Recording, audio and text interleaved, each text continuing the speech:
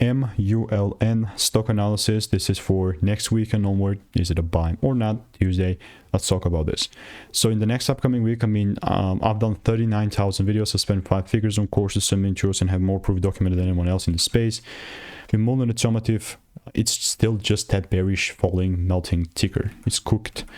Talked about plenty of times before. Not only did I have so many receipts with this in the Discord as well, in the Discord receipt channel, but generally speaking, man, this is just like, let's put it this perspective. Let's attack it from this angle. They're just far better tickers that I would actually follow rather than just trying to waste my time on MULN, if you know what I mean. So yeah, I'm not going to be forcing anything. Obviously, I will continue to keep you updated.